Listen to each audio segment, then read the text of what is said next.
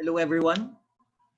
Welcome back to our conference, The Philippines, Spain, and Globalization, 16th Century to the Present.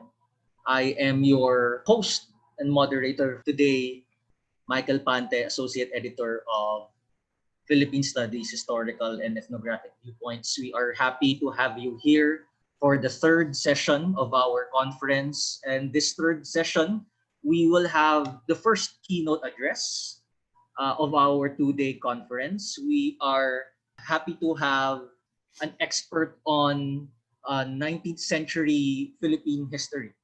And to introduce our keynote speaker, may I now call on Dr. Filomeno Aguilar, professor at the Department of History, Ateneo de Manila, and chief editor of Philippine Studies, Historical and Ethnographic Viewpoints. Dr. Aguilar? Yes, okay. Yes. Good afternoon to all of our conference participants here in the Philippines, as well as a very good morning to those of our friends in Europe who are joining us at this conference, especially our keynote speaker, who has been with us since midnight, I suppose. And good morning to, or good evening to those in the Americas if you are still with us. It is my honor to introduce our first keynote speaker in this conference. Xavier Dulom is professor of contemporary history at the Department of History, the Côte d'Azur University in Nice, France, where he has been teaching since 1994. Since 2010, he has been the head of the master program in history of that university. As we all know, he has published extensively on topics related to 19th century Philippine society and history. He has written a very thick work on the history of Manila, the geography of Manila. He has published a book on corruption that I hope more Filipinos could actually look at. And now he has been looking into various aspects of church history. But the latest permutation of that research interest of his is looking into cemeteries. And we will have a very interesting presentation, I'm sure, from our professor, our keynote speaker. He has also been involved in a number of international research programs, some of which are ongoing, and has been awarded a number of fellowships, including the Lavoisier Fellowship in the Philippines from 1989 to 1990, and the École des Hautes Études Hispaniques et Ibériques of the Casa de Velázquez from 1990 to 1992. Our keynote speaker has participated in a lot of international research projects together with our friends in Spain. He, in fact, for once was director of modern and contemporary studies at the Casa de Velázquez in Madrid from 2005 to 2008, and has been a member of the National Council of Universities in France with the 14th section from 1999 until 2015, moving on to the 22nd section. We are very pleased and very proud that he serves as a member of the International Editorial Advisory Board of Philippine Studies, Historical and Ethnographic Viewpoints. So thank you, Xavier, for agreeing to be our first keynote speaker in this conference. Yes. Yes, yeah. Yes, okay, thank you. Well, good afternoon, everyone in the Philippines, and good afternoon, everyone in Europe. First and foremost, I wish to warmly thank the organizer of the Philippine Studies Conference, in particular, Mike Pante, and a special word of thanks to my long-standing friend, June Aguilar, who has done me the honor of entrusting me with one of the two keynote addresses. Lastly, special warm greetings to my beloved former PhD students in Nice, in France, Stephanie and Kate. Since 1987, the history of the Philippines, especially during the 19th century, has been and remains my main, if not exclusive, field of research. During more than 3 decades, I've tried to add a contribution to the history of this country close to my heart, while striving to make French and European scholars familiar with the wealth of fascinating historical facts that took place in the Philippines. Quite recently, thanks to interdisciplinary research projects dealing with imperial Spain and with the successive funeral transitions humankind experienced from the Neolithic period to present time, the history of death rituals, and funeral practices have caught my attention, and I've tried to include part of these issues into my favorite fieldworks, 19th century Philippines. I found out that the history of death in the Philippines is a relatively under-researched field of research. With regard to the subject of my speech, I could rely on a handful of publications, namely only 4 articles written by Michelangelo Dacudao, by Lorelai De Viana, by Christine Navidad, and more recently by Richard Chu and Teresita Anse. Fortunately, the archives, Archdiocesan Archives in Manila, National Archives of the Philippines, Archivo Histórico Nacional in Madrid, and printed sources contain a good deal of information about cemeteries. Owing to the limited speaking time, I will focus more on burial sites than on funeral and other burial rites. Oh, I'm trying, yes. My speech will be divided in 3 parts, and the first part is a study of the Philippine churchyard by the turn of the 18th and the 19th century. And first point, many scholars have underlined that the main missionary endeavor during the conquest and beyond during the entire Spanish colonial period was to bring the Filipinos under the bells. Under the bells so as to closely monitor the conversion process, and which the indirect but intentional purpose of easing colonial control. But few scholars have stressed the other intrinsic facet of this reduction policy. The friars worked also hard to relocate the dead under the bells. I believe that the resettlement of the dead was for the Spanish missionaries at least as important as the resettlement of the dead for several reasons. First one, as confirmed by the archaeological findings, the funeral rites and cults of pre-Hispanic Filipinos were very elaborate and central to their worldview. So changing burial rites and burial sites was crucial in order to give roots to the Catholic true faith. Second point, the churchyard was the living proof of the successful evangelization. Every baptism was celebrated as a victory by the friars, but every burial in the parish church cemetery was also a victory against paganism and a guarantee of the irreversibility of the conversion. Third point, the attachment of the living to their dead was a powerful aid to the stabilization of the indigenous population of the Filipinos. And fourth and last point, granting or denying access to the consecrated ground was a powerful means of pressure in the hands of the clergy. I will address this issue later.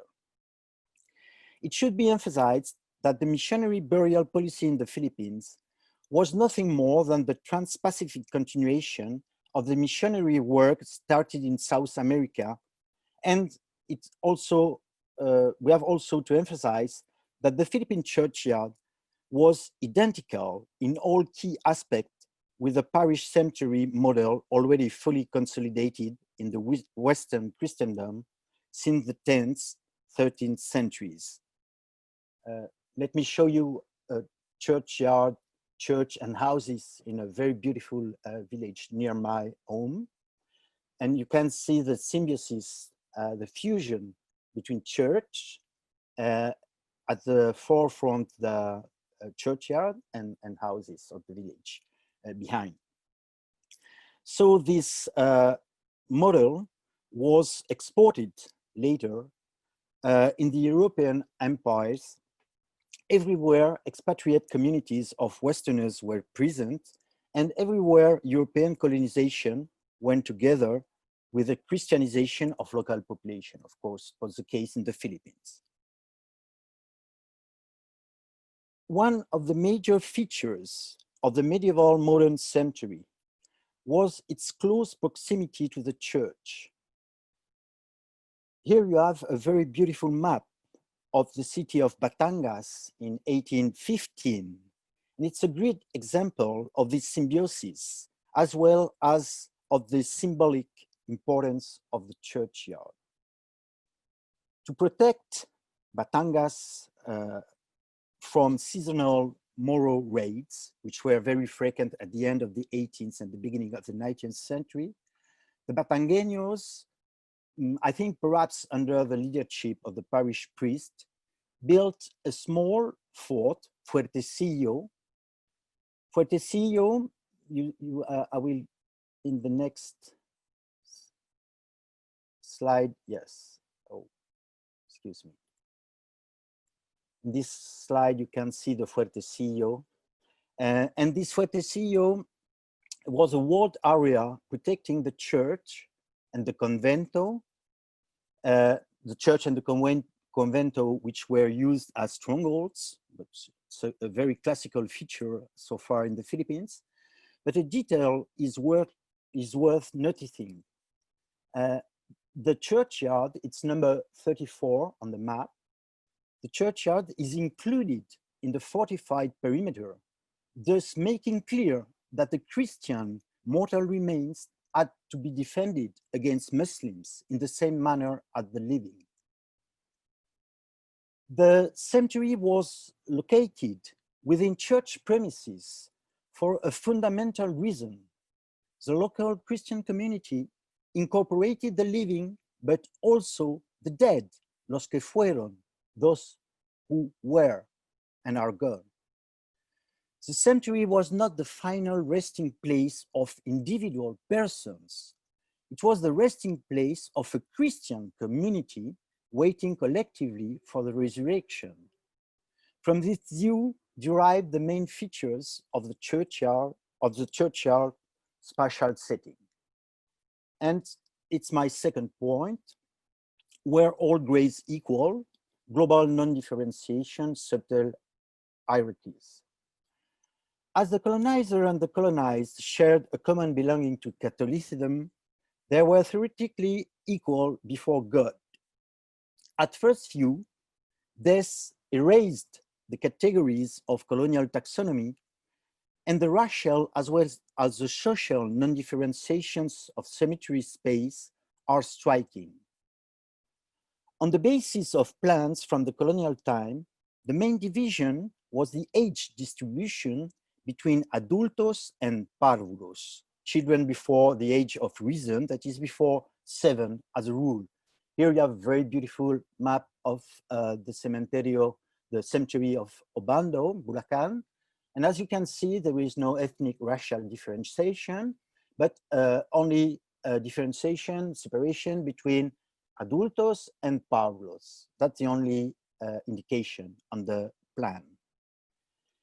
But a close observation of the archives tempers this apparently egalitarian model. First, the funeral fees perceived by the clergy were in some parishes modulated according to the racial category of the deceased, exactly as the tributo. The privileged location of burial was, before and after the prohibition, inside the church at Sanctos. And there was a subtle hierarchy depending on the proximity of the altar, a renowned chapel, a statue, etc. Here you have an example of the 20th century in the church of Pila, Laguna. Second, in the rank came the burial in niches. When the parish was rich enough to build a stone churchyard, the burial niches were usually rented by the local elite. Here, of course, the most famous niches of the Philippines, Paco, San Fernando de Dilao Paco Cemetery in Manila, which is a very good example of this kind of cemetery and burial. A photography of the Paco's cemetery niches, also very famous, and that's all. Finally, the commoners were buried in the earthen part, the central part of the churchyard. In any case, the marking of graves was discreet. Thus, the social differentiation of the dead was marked, but much less visible than in European cemeteries during the same period. And we have also to notice that regardless of its location, the burial site was considered a temporary resting place. On a regular basis, whose space depended on the churchyard's capacity and depended on the demographic pressure, the niches and tombs were opened, the dry bones extracted and deposited loosely in the ubiquitous and discreet ossuary. Here in the same map plan, you have here with the arrow, the osario in one corner, small corner of the cemetery, the ossuary. Another example, in the Paco cemetery, you have here the part of the cemetery which was reserved for the children niches and graves, called Angelarium, and in this part between the two walls was the osario of Paco. Here you have a photography of the Paco cemetery. I do not think it's actually the osario. It's the part between the two walls, the outer and the inner wall. And it was not the real osario as far as I know, but it's a detail.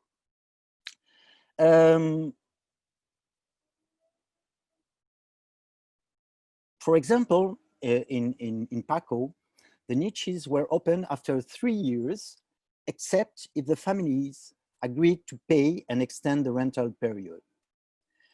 Obviously, the ossuary was part of the sacred ground, and traditionally, Catholics did not find this practice shocking, as the condition of the material remains of the dead will have no importance at all on Judgment Day. As a member of the parish, the deceased had the right, but also the duty, to be buried in the churchyard. Consequently, the parish priest took care not to lose their late parishioners for the benefits of another parish. Overall, if the Philippine colonial churchyard appears to have been rather egalitarian, we must not forget that certain population groups were excluded from the graves. And it's the third part, churchyard outcast. As seen before, the clergy and especially the friars regarded the churchyard a founding element in the transformation of the Philippines into a model of Catholicity. The cemetery was a consecrated ground owned, operated, and financed by the church for the salvation of the Catholics. Any non-Christian burial in the churchyard was considered a profanation that required the immediate exhumation of the polluter and a complex process of reconciliation. More broadly, the colonial clergy held the archipelago as a wall for a Catholic land, none now or in the future. As a consequence, only Catholic dead could be worshipped, and no other burial sites than Christian churchyards could be tolerated in the colony. The non-Catholics called infieles, paganos, or gentiles, and the heretics, the word herejes, generally designed the Protestants, the non-Catholics were obviously denied access to the cemetery. Other categories were deprived of burial, but usually were given preferential treatment. First, the bodies of the neonates who died before baptism were buried in a special section close to the churchyard, but outside the consecrated ground. It's not always easy to find this place. For example, in Paco Park, I think it was the zone between the outer and the inner wall, but I'm not sure. I'm not sure. Second category, those who committed suicide were in theory deprived of Christian burial, but reading the archives, it is clear that church authorities did everything possible to avoid enforcing this canonical law. Usually, the mere testimony of one of the family members stating that the person who committed suicide was not in possession of his or her mental faculties was sufficient to give him or her a decent burial. Otherwise, the body was buried outside the sacred space, but contiguous to it, very close to the sacred space.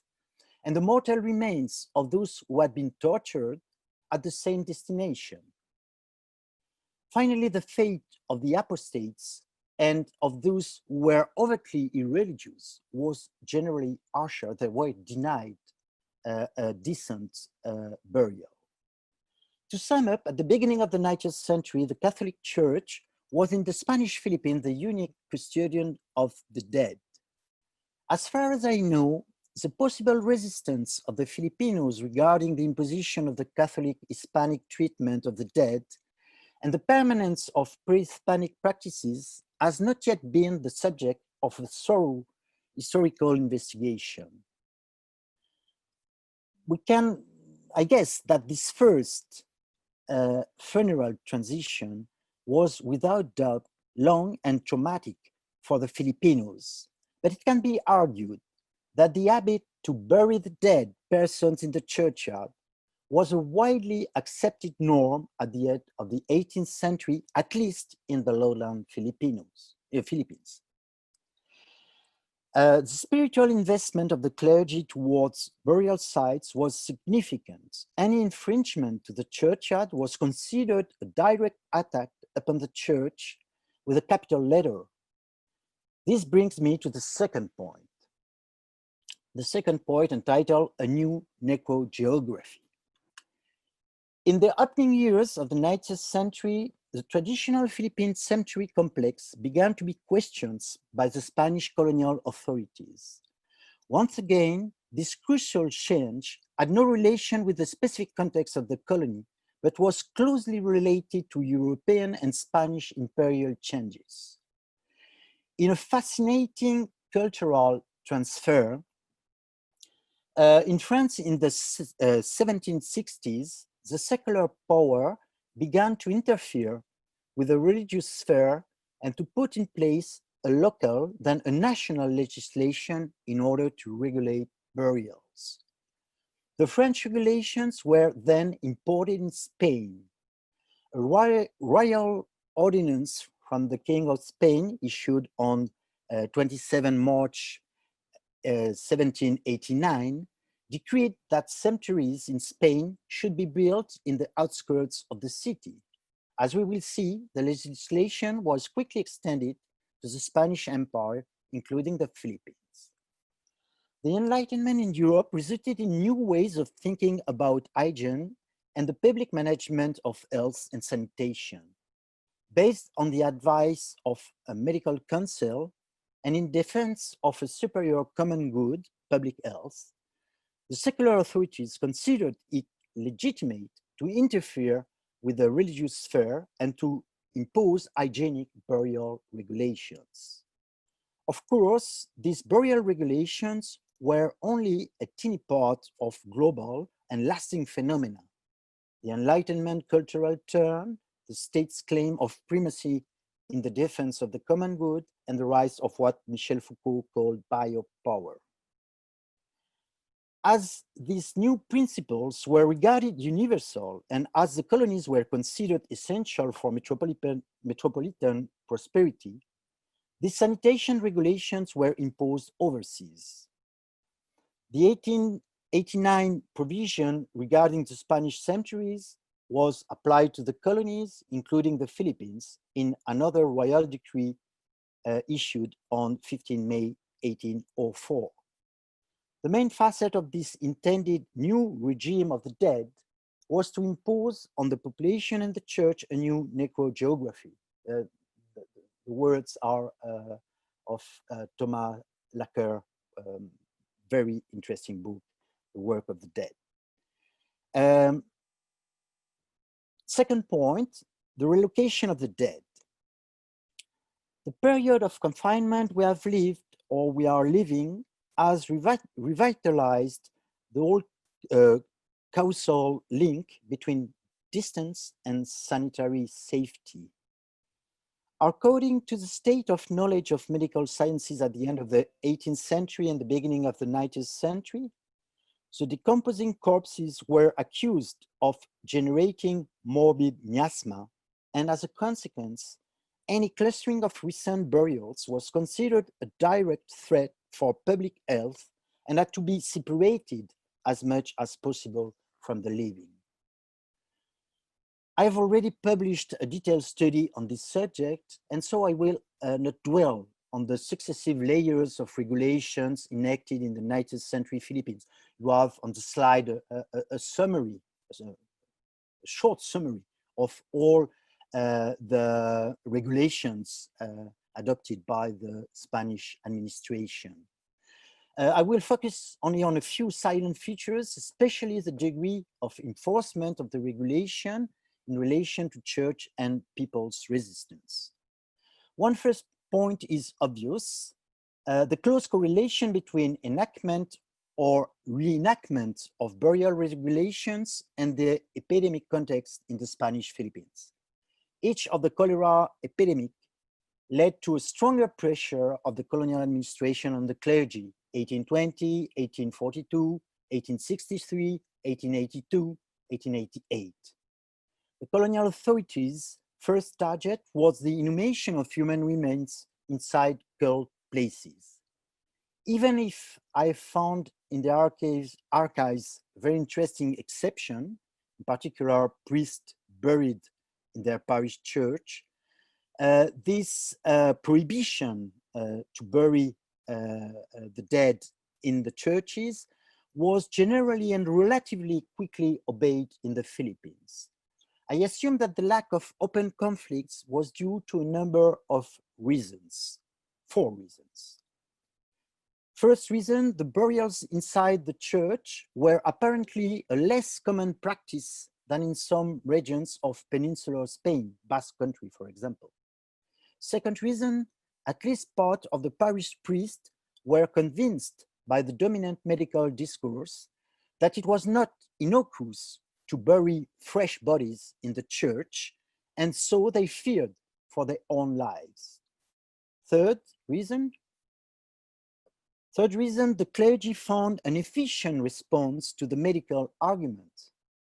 The bodies were first interred in the churchyard, and after a reasonable time, from 2 to 5 years, the mortal remains were exhumed and the remnants were laid to rest in the church.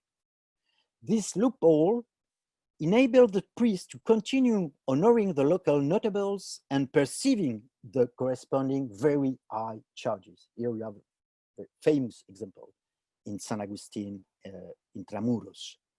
And fourth and last reason, the clergy made concessions in order to save what was essential, the exclusive jurisdiction over the cemetery.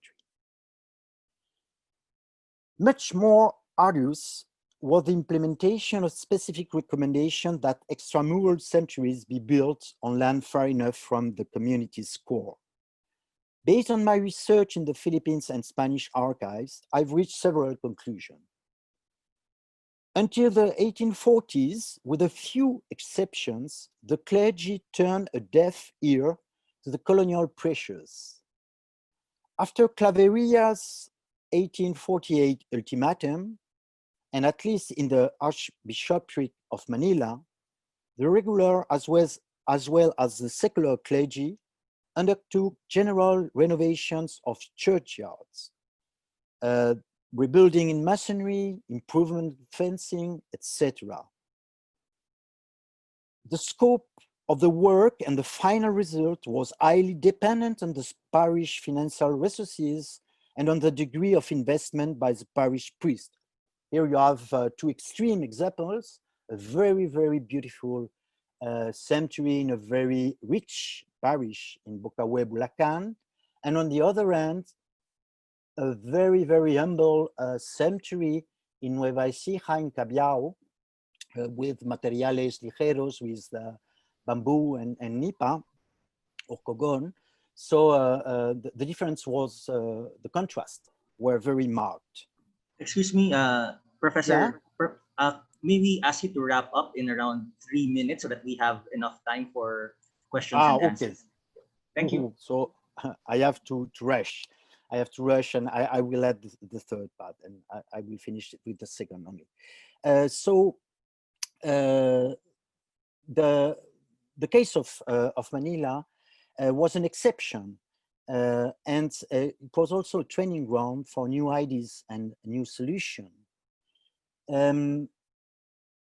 The Cementerio General of San Francisco de Dilao, Paco Cemetery, was thought as a model cemetery in conformity with the new hygienic regulations. Promoted by the Ayuntamiento, the first stone was set up in 1814. It was opened in 1820 due to the urgency of the first cholera epidemic, but the work was not completed until 1822. I have to stress that the legal status of Paco Cemetery was unique in the colony. It was built with public funds. It was a municipal service, but on the other hand, it remained a strictly Catholic burial site, and the Archbishopric at the upper end with respect to all matters relating to the spiritual sphere. Paco Cemetery was not the only cemetery of Manila. The other parishes, or part of the parishes, continues operating their traditional churchyard. Once again, a cholera epidemic broke this delicate balance between secular and spiritual powers. In 1882, Governor General Primo de Rivera decreed the immediate closure of the remaining churches in Manila and the opening of a vast necropolis in La Loma, where Santa Cruz Parish Cemetery and the Chinese Cemetery were already located. However, here you have the map of the situation before the 1882 cholera epidemics. However, once the health crisis was over, the clergy counterattacked and resisted the municipalization, they reopened churchyards, part of them in La Loma necropolis. So in La Loma necropolis, at the end of the Spanish period, you had the Chinese cemetery, Christian Chinese cemetery, pagan Chinese cemetery, the general cemetery operated by the Ayuntamiento, and several parish cemeteries. Binondo, for example, parish churchyard was in La Loma. Well, I will not have time enough to talk about the infidels. I've already published something on this topic. If you want, I can send it to you.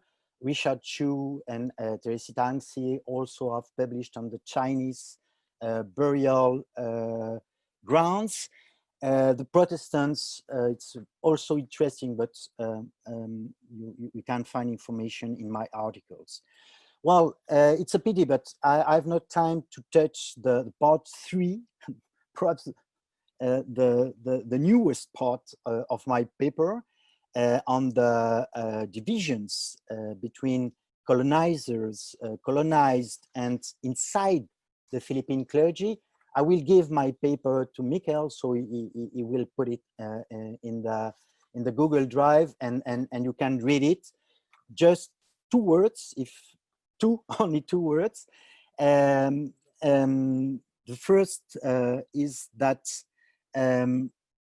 I will insist on the fact that the 19th century transformation regarding the regulation of funerary practices was closely linked with changes in Europe.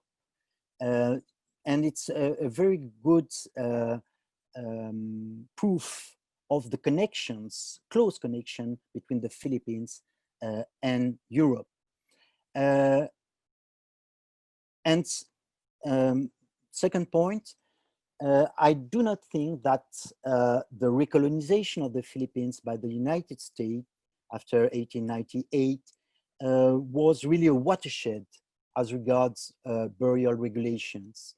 I think that it was more a prolongation than really a rupture. And in an afterwards, let me say that this subject was chosen well before the beginning of the global and awful sanitary crisis we are trying to overcome.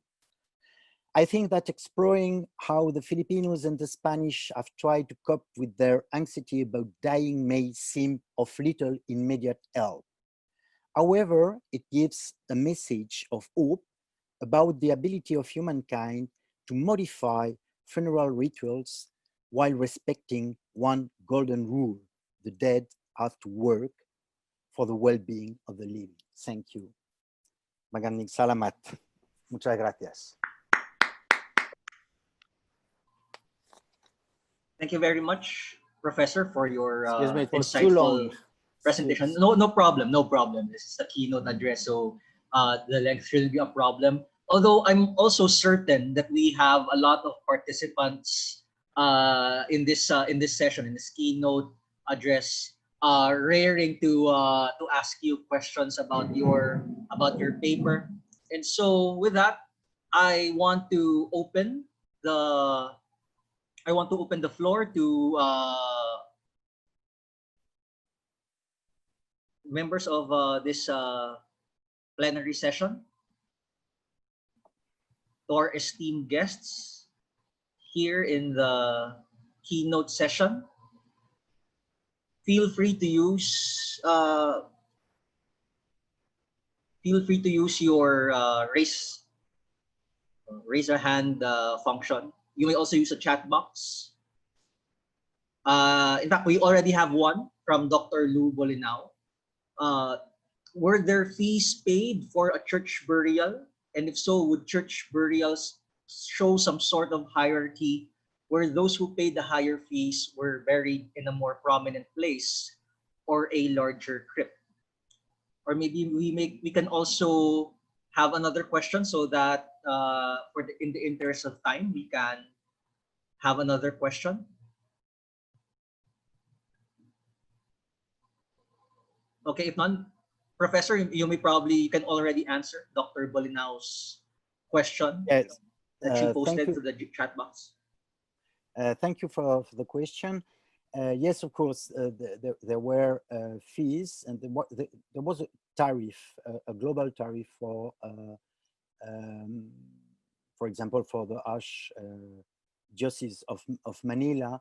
But actually, I found in the archives that the fees were very, very different from one parish to another.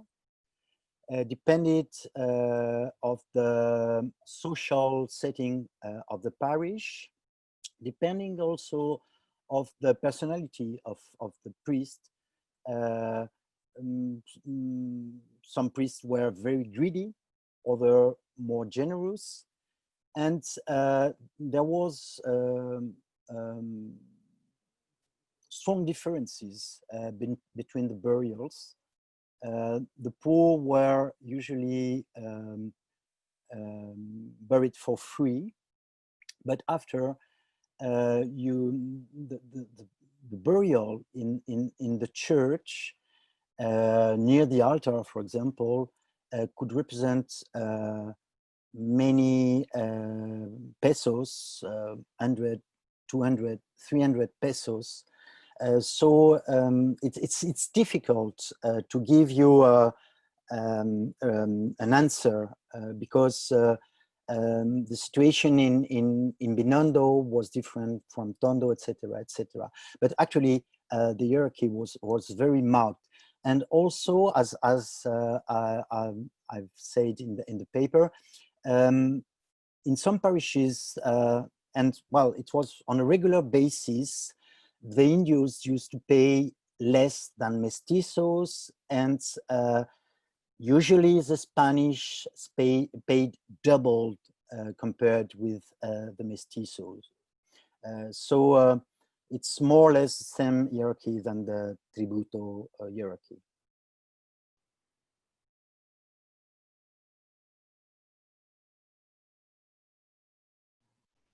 Thank you very much. Professor, we have a comment from Teresita Angsi, the author of one of the papers you mentioned earlier, and she's asking if you could probably finish that part of the talk where we ended abruptly. Could you more or less elaborate on what you intended to say towards the end of your presentation? Excuse me, I didn't understand the question. Sorry. Teresita Angsi is wondering about the latter parts of your presentation. Yeah. So maybe if you could elaborate on those parts where we ended abruptly. Yes, in very few words, what I wanted to say is that the dividing part was not a dividing part between colonizer and colonized regarding the burial controversy of the 19th century. Actually, there was a very strong division between Spaniards, between liberals, Spaniards, anti-clerical Spaniards, and of course the friars, the Spanish friars in the Philippines. And the divide was also very marked in the Filipino population. Part of the Filipinos, the Ilustrados, Rizal himself, were very close to the European position of the more progressive doctors, politicians in Europe. And there was another part of the Filipino population was very, very attached to the church traditional way of burying the dead, etc. And I wanted also to say that inside the clergy, there was a division between the high clergy, Spanish in many cases, that wanted a more austere religiosity that was opposed to the Baroque funerals of the Filipinos, and a lower clergy, friar and secular lower clergy, who defended the Filipino folk Catholicism customs. So it's a very complicated matter, and it's logical because it's a very crucial issue for every human. The division is not colonial. It's much more. The colonial setting is very important, but the issue is so important that there were unexpected alliances, unexpected confrontations in the Philippines regarding this topic.